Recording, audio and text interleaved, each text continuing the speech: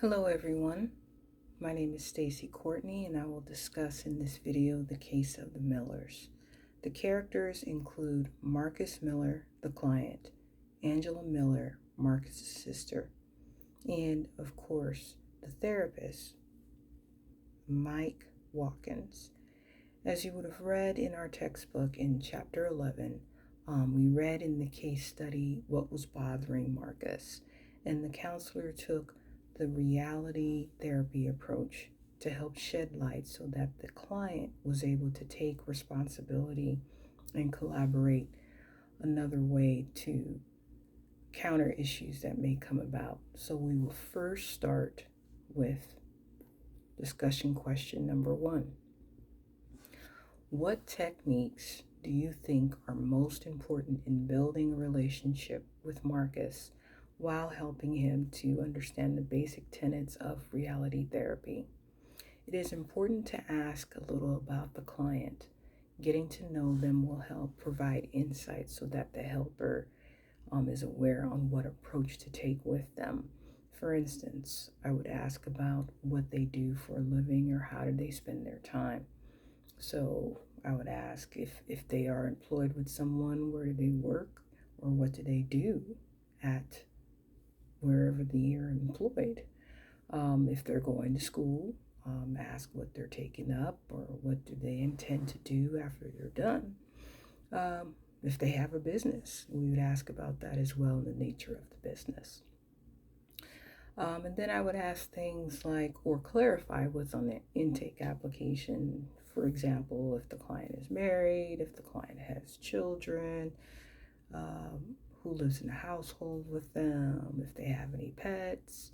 It's imperative that if you hear something that the client is short with, to err on a side of caution. It will depend on the client if you decide to dig deeper or if you decide to just wait until it's brought up again. Because usually if there is something that's plaguing the client, it will be brought up in some fashion. I would then proceed what brings him to counseling or why do they think they need counseling. Regarding Marcus, we know that his sister Angela brought him to counseling because she was concerned about his behavior. So after we do our housekeeping, I would continue about the basics of reality therapy. Glasser emphasizes that people are responsible for their own behavior and that they cannot blame the past or outside forces and achieve a high degree of mental health. So that comes directly from Capuzzi and Stauffer 2016, and the textbook is called Counseling and Psychotherapy Theories and Interventions. The next question number 2. If you were going to continue as Marcus reality therapist, how might you use WDEP system to support him in exploring and creating a plan to strengthen his relationships? I would start by asking if he had any goals. We know based on the text with Marcus, he was depressed that Rob was gone and he had a hard time mustering the energy to finish his comps. In fact, I believe the text said that he had 5 weeks on that point for his PhD program. So the first inquiry would be like what the therapist said. If the moons and stars were aligned, what does a perfect life look like for him or Marcus or the client? Based on their response, I would explain what WDEP stands for and then illustrate examples for the client so that they're aware of what we're looking for. So W stands for wants, D stands for direction, E stands for evaluate, and P stands for plan.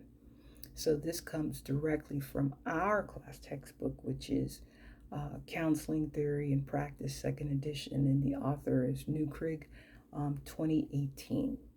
So I look to work with the client and discuss how to meet each milestone. And as counseling continues, collaborate if there's areas that need to be tweaked or just discuss the feelings about each step that was taking.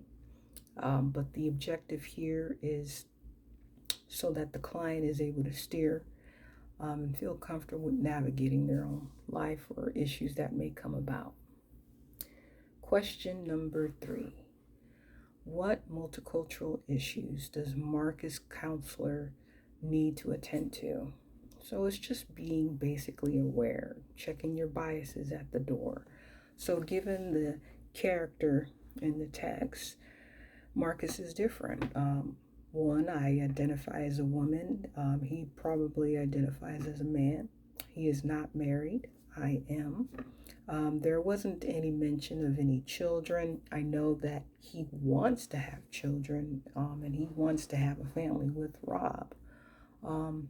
I currently have stepchildren with my husband. Let's see here. Now, the text did not indicate what race does he identify with, but I know I identify as a person of color. So that's also a consideration. And then, of course, another area of sensitivity could be someone's faith. I believe in a higher being, but some people do not, or because of their faith, there are different nuances to that belief. Also, we cannot be defensive when it's clear that clients are exhibiting that they're uncomfortable, because body language is telling.